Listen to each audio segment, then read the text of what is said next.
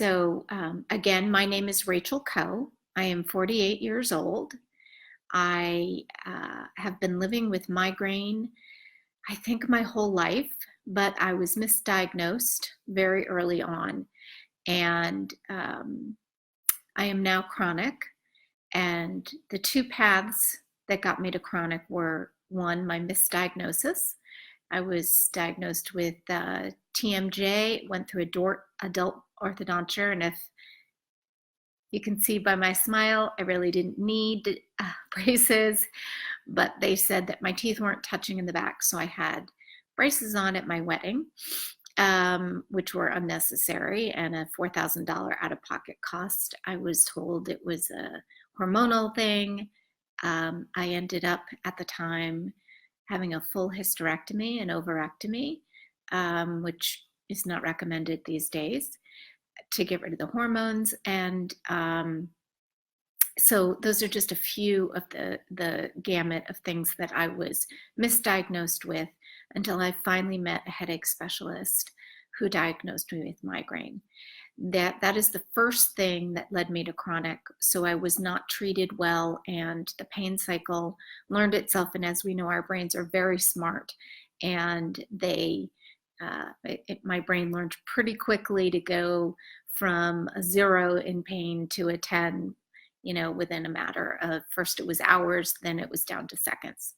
The other thing that I really want to caution people about on my trip from episodic to chronic was medication overuse headache or rebound.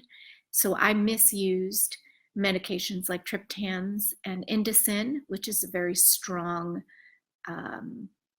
brand name for something like ibuprofen, or it's an NSAID. And by misusing those, I ended up with rebound headache and in the hospital for 7 days to try and break that cycle. So those two things are key in my story on how I became chronic. I continued to work, and not very well. I was afraid of stigma, so I didn't tell anyone. And then I would say in about 2010, I took a leave of absence and tried self-care, and things got improved. And then really on my road to wellness now, coming out of chronic migraine, I attribute my 3 keys to finding a neurologist who wouldn't give up on me. And so if you're not seeing a headache specialist who is also a neurologist, it's key. Not all neurology doctors have a background or experience in headache.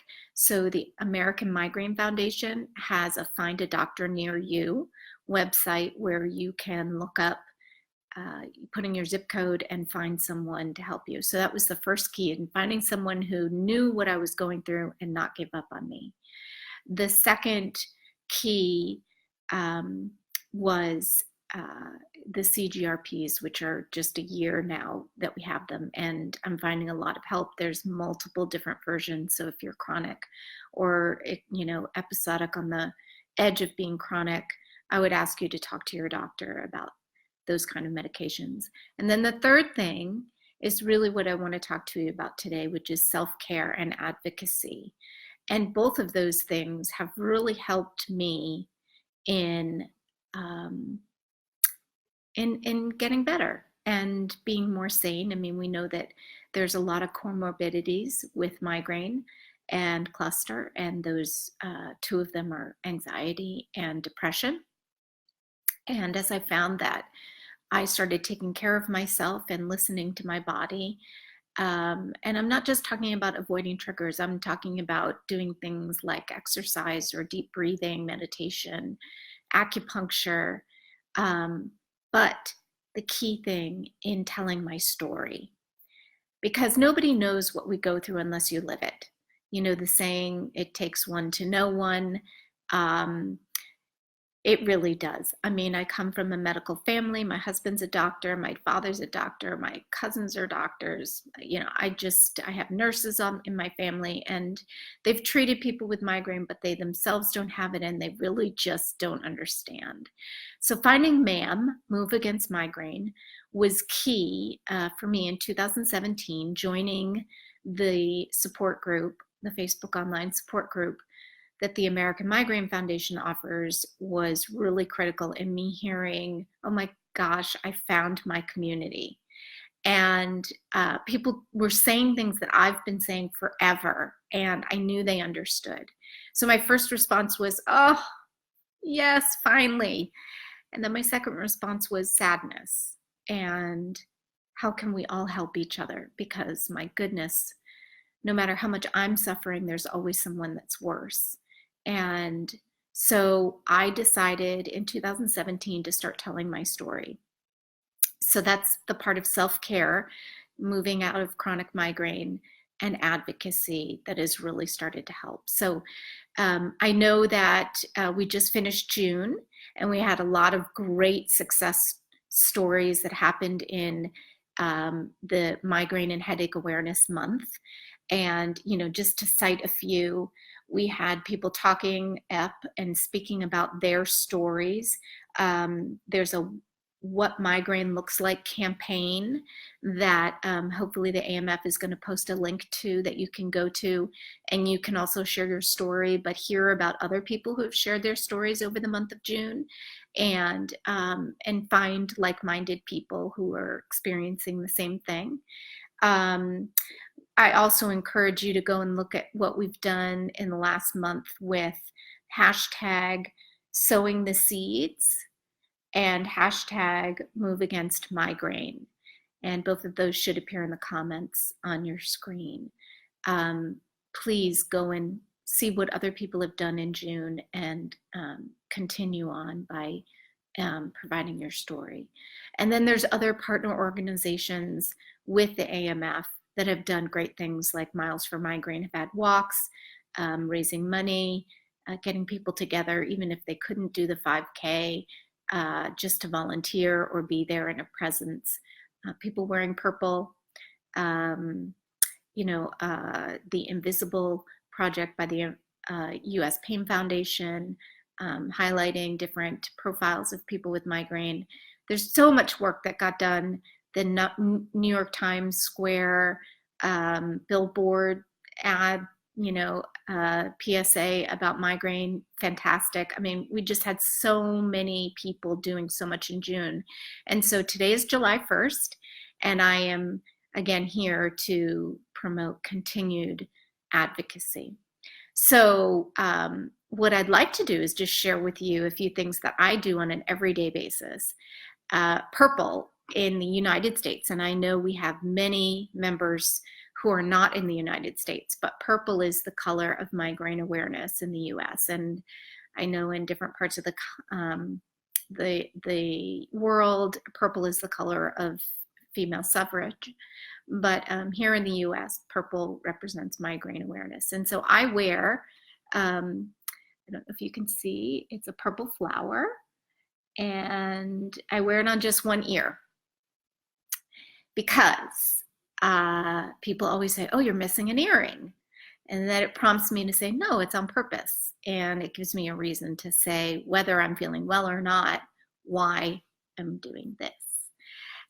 There are other people. We have a great friend, Jill, who's a super advocate, who I'm sure you guys have met through MHAM in different talks. And she actually has a streak of purple in her blonde hair. My hair is dark, and I tried it, and the purple didn't really stick out much. So I didn't do that. You don't have to go and tattoo anything. I'm not asking about anything permanent. I'm just suggesting that you don't have to go out there into the world and say, hey, I live with migraine, let me tell you about it. There are subtle ways that you can start a conversation, whether you're healthy or not, on that day. And so those are just two things. Wearing a purple shirt, no one would ever ask me, why are you wearing purple? But because I wear purple so often, people ask me, is that your favorite color? Which actually it's not. My favorite color is burgundy, but which there's a little burgundy here in my purple and burgundy scarf. But anyway, anything that you can think of, if you're willing to help us combat stigma by telling your story and showing how many people out there actually live with migraine. A great way to do it is, something subtle that would prompt a question. Another thing is that I did try and continue working, and I started to share where when I didn't feel well, and I asked to work from home or have a flexible schedule. I always worked ahead so that if I was, knew something was coming, I would never miss a deadline. And it's really scary to share your story at work. And so I would make sure that you're with caring, devoted people who really want the best for you. When you share your story, share it in a safe environment. So I was, had good experiences where I spread the word, and we actually got a quiet room installed in our workplace for not just me, but nursing mothers and other people who needed to just go somewhere without stimuli for a while. And then on the other hand, I was consulting, and I had somebody tell me, I left a check under your doorstep, but if you were a good person, you knew you were sick while you worked for me, so you wouldn't cash the check. That's not a good story. So, I would caution you, but the only way we're really going to reduce stigma is by telling our stories. And each one of us suffers in a different way. So there are commonalities, but none of it is our fault. And there are things that we all experience that are different, and we are the same in our differences. So telling your story, I think, is really key. So going forward, as we're in July, there's things you can do every day, as I had mentioned, telling your story in any way that you can, as I suggested how I did, but I'll just reiterate, go to hashtag sowing the seeds or hashtag move against migraine, where you can provide your story. Please, in MHAM, the Move Against Migraine support group, support each other, as we all do, on good days and bad. We're all on there to help each other. I think speaking up for someone else who's not feeling well, whether they have a visible disability or migraine as a disability, it's important to recognize others and not judge ourselves. So it's being compassionate, not just to our own community, but to other communities. And, I guess my strongest message is just don't hide. Don't hide with your family. Try and make them understand. We have so many resources on Move Against Migraine where you can search by keywords for how to give caregivers information on how to help us, or how to leave us alone when we need to be left alone. There's so many things that can be done. And I think that the bottom line for advocacy is reducing stigma in any way that you personally feel comfortable doing. So at this point, I'd like to open it up to questions. You can ask me personally about my experience, about ways to advocate. As I said, the American Migraine Foundation has been putting up links to some of the things that I've been talking about. And so if you miss those links, you can scroll through, but I'll ask them at the end before we conclude the call to just post all those links again. The other thing that, before I open it up to questions, that I really want to emphasize is World Brain Day. And that is coming up on July 21st. Let me make sure I got that right. Yes. All right. World Brain Day it's a phenomenal win for us. The International Neurology Foundation meets once a year in different parts of the globe, and they have a different topic on neurology. And we know it's a huge field, and headache is such a small part. But they have devoted this year's conference to migraine and calling it the painful truth. And so we have a webinar where you can log in, and hopefully the link is going to be posted in a minute. And I would encourage everyone to watch that. World Brain Day is going to give us and neurologists all around the world tools and information on how to reduce stigma, give us the updated information about migraine and cluster, and how we can move the needle forward on getting people more healthy. So World Brain Day, mark it down, July 21st, and there will be a link. You can also find it on the American Migraine Foundation website, but it's called World Brain Day, The Painful Truth. And it's a global event, so no matter what country you're in, and I welcome you from all over the world. I see the comments coming in from our members from different countries as well, is really the next big event that I would encourage everyone to try and participate through the webinar.